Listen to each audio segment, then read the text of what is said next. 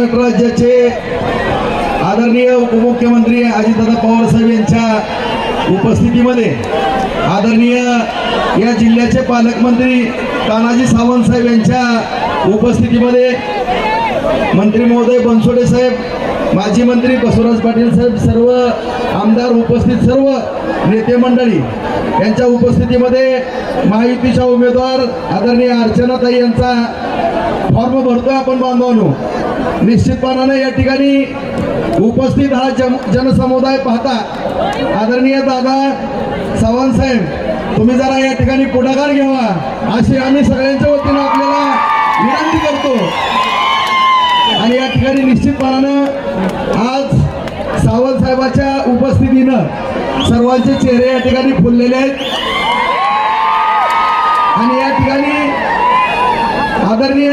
अजितदादा साहेबांना मी सांगू इच्छितो, दादा निश्चितपणानं 1.5 लाखाच्या पुढं काही निवडून आल्याशिवाय राहणार नाहीत अशा पद्धतीचं नियोजन या ठिकाणी निश्चितपणाने या ठिकाणी होणार आहे। या ठिकाणी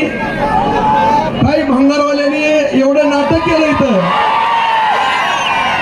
की आम्हाला सुद्धा त्यांची कीव यायला लागली।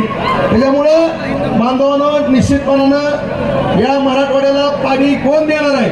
आपला दुष्काळ कोण घालवणार आहे आणि या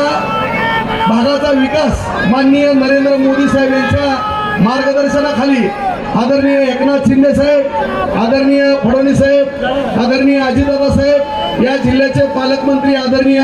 तानाजी सावंत साहेब, आमचे सहकारी मित्र राणादादा साहेब, या सर्वांच्या मार्गदर्शनाखाली, सर्व आमदार महोदय यांच्या मार्गदर्शनाखाली हा विकास होणार आहे आणि या